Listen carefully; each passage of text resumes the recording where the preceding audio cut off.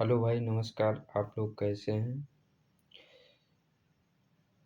उम्मीद करते हैं आप लोग खूब मस्त होंगे, ज़बरदस्त होंगे। आप लोग की पढ़ाई बहुत अच्छी चल रही होगी। आज हम बात करेंगे संविधान का निर्माण कैसे हुआ।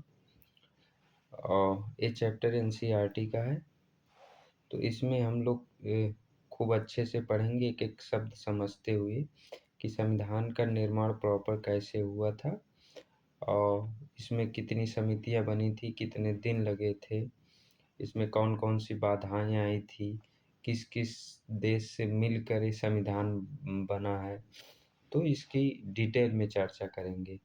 ठीक है, तो चलिए शुरू करते हैं।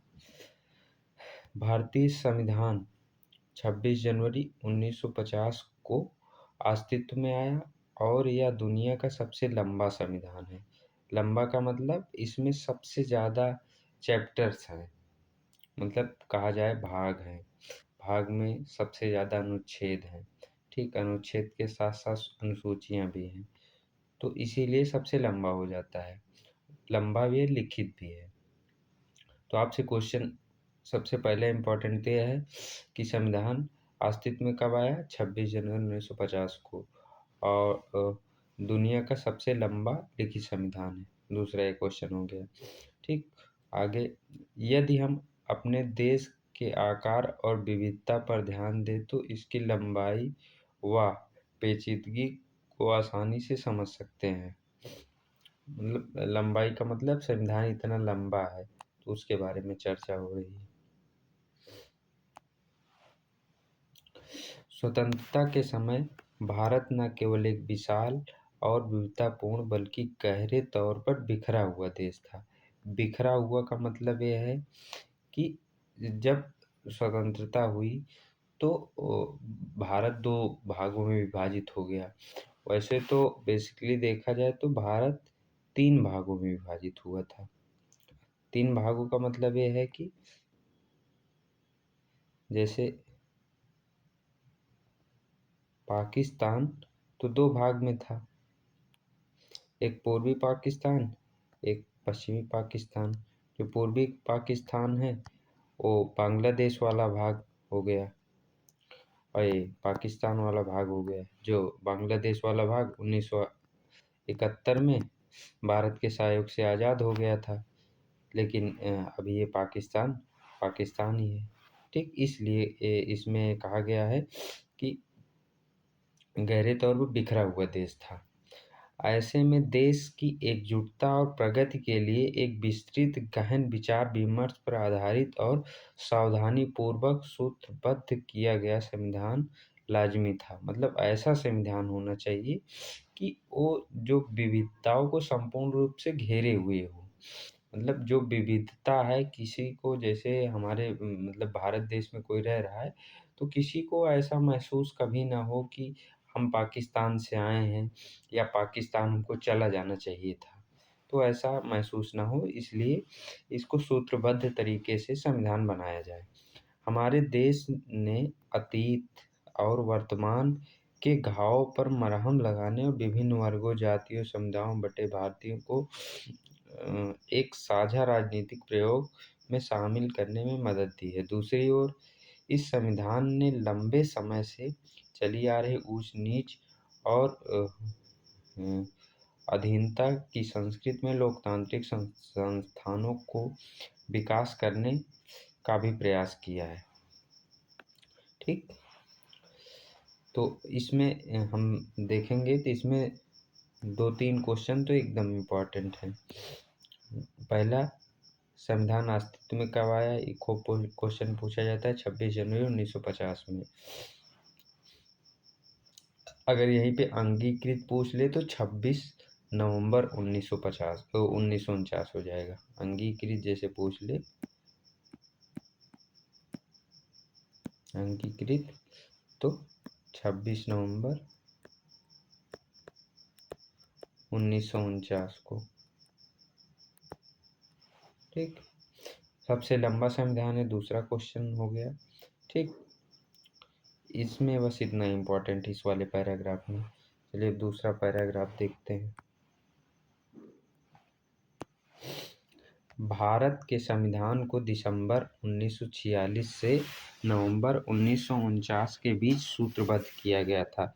मतलब दिसंबर 1946 से नवंबर 1949 तक, मतलब करीब 2 साल से ज़्यादा। मतलब वैसे तो 2 साल 11 महीने 18 दिन, मतलब मान लीजिए 3 साल, करीब 3 साल, 10-12 दिन छोड़ दीजिए उसमें, नहीं 3 साल टोटल सूत्रबद्ध करने में लगा था। इसमें कई सारी बैठकें हुई, कई लोग इसमें प्रतिभाग हुए, अध्यक्ष बने, उपाध्यक्ष बने, कई सारे मंत्रिमंडल टाइप ऐसे कमेटी बनी थी। ऐसे करके करीब 3 साल में पूरी तरह से सूत्रबद्ध, मतलब तैयार हो गया था संविधान। इस दौरान संविधान सभा में इसके मसविदे के एक भाग पर लंबी चर्चाएं चली है।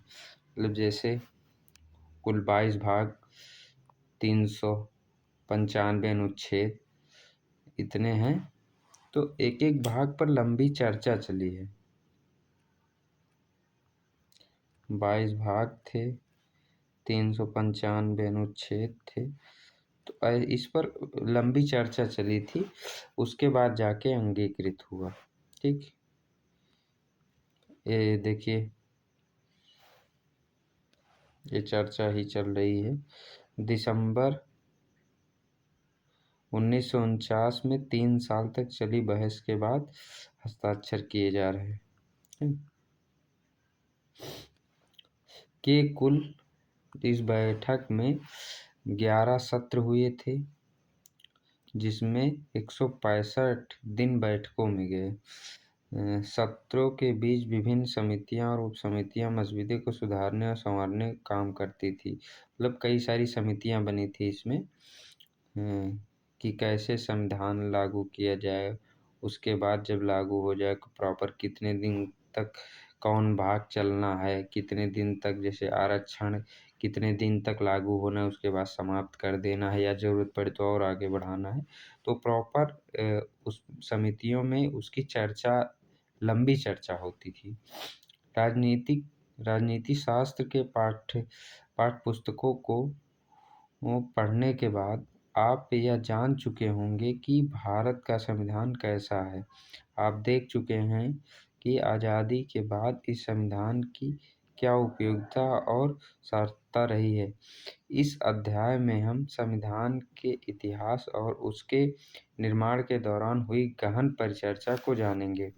यह संविधान सभा में उठने वाली आवाज़ों को सुनने का प्रयास करें तो हमें उन प्रक्रियाओं का अंदाज़ा लग जाएगा जिसके माध्यम से संविधान को सूचीबद्ध किया गया, एक नए राष्ट्र की कल्पना साकार हुई। तो अगर आप आगे भी संविधान के इतिहास को पढ़ेंगे तो आपको जितने हैं डाउट आपके प्रॉपर क्लियर हो जाएंगे। ठीक, उथल पुथल का दौर कैसे आया, उथल पुथल कैसे हुई। संविधान निर्माण से पहले के साल काफ़ी उथल पुथल वाले थे। यह महान आशाओं के क्षण भी था और भीषण मोहभंग का भी। 15 अगस्त 1947, ये डेट इम्पोर्टेंट है, को भारत आज़ाद तो कर दिया गया, किंतु इसके साथ ही इसे विभाजित भी कर दिया गया। मतलब 15 अगस्त को आज़ाद तो हुआ, लेकिन 14 अगस्त को मतलब पाकिस्तान प्रॉपर, मतलब भारत प्रॉपर बट के पाकिस्तान और भारत में हो गया था, किंतु इसके साथ ही इसे विभाजित कर दिया गया। लोगों की स्मृति में 1942 का भारत छोड़ो आंदोलन अभी भी जीवित था, जो ब्रिटिश राज के खिलाफ संभवतः सबसे व्यापक जन आंदोलन था। भारत छोड़ो आंदोलन कब हुआ था? 1942 में हुआ था। तो मतलब जो प्रॉपर भारत के लोग थे, ब्रिटिश जो है मतलब ब्रिटेन के लोग को भगाने के लिए आंदोलन किए थे, भारत छोड़ो आंदोलन। तो ऐसा ही फील हो रहा था जब भारत से लोग पाकिस्तान जा रहे थे या पाकिस्तान से भारत आ रहे थे। विदेशी सहायता से सशस्त्र संघर्ष के जरिए स्वतंत्रता पाने के लिए सुभाष चंद्र बोस द्वारा किए गए प्रयास भी लोगों को बखूबी याद थे। मतलब सुभाष चंद्र बोस ने उस समय क्या किया था, किस वजह से देश को आज़ाद कराया था। मतलब उन्होंने सेना का गठन करके देश को आज़ाद कराया था। प्रॉपर सेना सिंगापुर में उनकी ट्रेनिंग कराई थी। उसके बाद विश्व युद्ध में उतारा था उन सेनाओं को। उसके बाद वही सेना प्रॉपर भारत से लड़ के नहीं, भारत के सैनिकों के साथ लड़कर देश को आज़ाद कराया था, मतलब भारत देश को। वसंत में 1946 के वसंत में मुंबई तथा अन्य शहरों में रॉयल इंडियन नेवी, शाही भारतीय नौसेना के सिपाहियों का विद्रोह भी लोगों को बार बार आंदोलित कर रहा था। लोगों की सहानुभूति सिपाहियों के साथ थी। 40 के दशक के आखिरी सालों में देश के विभिन्न भागों में मजदूरों और किसानों के आंदोलन हो रहे थे। व्यापक हिंदू मुस्लिम एकता जन आंदोलन का एक अहम पहलू था। इसके विपरीत कांग्रेस और मुस्लिम लीग दोनों प्रमुख राजनीतिक दल, मुस्लिम लीग प्रॉपर पाकिस्तान का सपोर्ट कर रही थी, कांग्रेस भारत का दल, सौहार्द और सामाजिक सामंजस्य स्थापित करने के लिए सुलह सफाई की कोशिश में नाकामयाब होते जा रहे थे।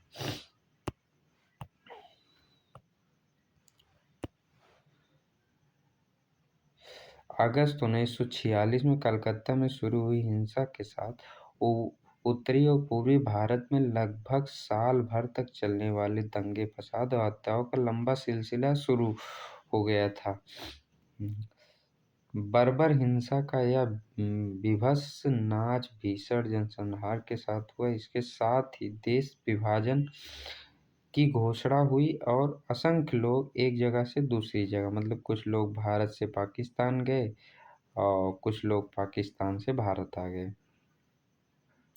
दूसरी जगह जाने लगे। 15 अगस्त 1947 को स्वतंत्रता दिवस पर आनंद और उम्मीद का जो माहौल था वह उस समय के लोगों को कभी नहीं भूलेगा। लेकिन भारत के बहुत सारे मुसलमानों और पाकिस्तान के रहने वाले हिंदुओं व सिखों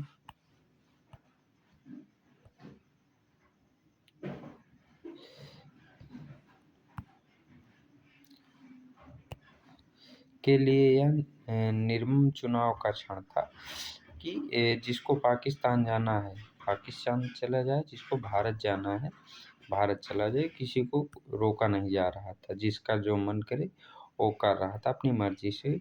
उसमें किसी के द्वारा किसी को दबाव में नहीं रखा गया था, या पाकिस्तान में रहें या भारत में रहें, पूरी तरह से स्वतंत्रता दी गई थी। के सामने तत्क्षण मृत्यु और पीढ़ियों पुरानी जड़ों को उखड़ जाने के बीच चुनाव का क्षण था। करोड़ों शरणार्थी यहाँ से वहाँ जा रहे थे। मुसलमान पूर्वी और पश्चिमी पाकिस्तान की तरफ, हिंदू सिख पश्चिमी बंगाल और पूर्वी बंगाल की तरफ बढ़े जा रहे थे। इसमें बहुत सारे कभी मंजिल तक नहीं पहुँचे, बीच रास्ते में मर गए। हाँ, मतलब कुछ लोग लड़ाई दंगा फसाद हिंसा के चक्कर में कुछ लोग तो रास्ते में ही मर गए होंगे। नवजात राष्ट्र के सामने इतनी गंभीर एक और समस्या देशी रियासतों के लेकर। उस समय 500-550 करीब देशी रियासत थी, तो उनको भी देखना था।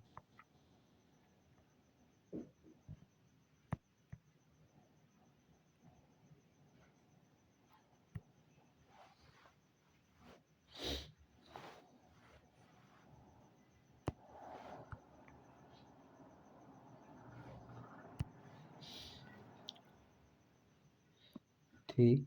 ब्रिटिश राज के दौरान उपमहाद्वीप का लगभग एक तिहाई भूभाग ऐसे नवाब रजवाड़ों का नियंत्रण था जो ब्रिटिश ताज की अधीनता स्वीकार कर चुके थे। उसके पास अपने राज्यों को जैसे चाहे चलाने की सीमित ही सही लेकिन काफ़ी आज़ादी थी। मतलब जितनी देशी रियासतें थी 550 के करीब, वो अपने हिसाब से वहाँ पे शासन कर रहे थे, जैसे राजा का शासन करते हैं। जब अंग्रेजों ने भारत छोड़ा तो इन नवाबों और राजाओं को संवैधानिक स्थिति बहुत अजीब हो गई। एक समकालीन प्रेक्षक ने कहा था कि कुछ महाराजा तो बहुत सारे टुकड़ों में बँटे भारत में स्वतंत्र सत्ता का सपना देख रहे थे। मतलब कि प्रॉपर हम राजा ही बने रहेंगे और जिस तरह देश चलाया जाता है सेम उसी तरह हम चलाएँगे। मतलब ऐसा सपना देख रहे थे। संविधान सभा की बैठकें इसी पृष्ठभूमि में संपन्न हो रही थी। बाहर जो कुछ चल रहा था, उससे संविधान सभा में होने वाली बहस और विचार-विमर्श भी भला-अछूता कैसे रह सकता था। मतलब प्रॉपर वो उनके लिए पूरा संविधान में कानून बनाया जा रहा था कि राजा को कैसे हटाना है या नहीं भी हटे तो प्रॉपर उनके परिप्रेक्ष्य में कैसे शासन चलेगा।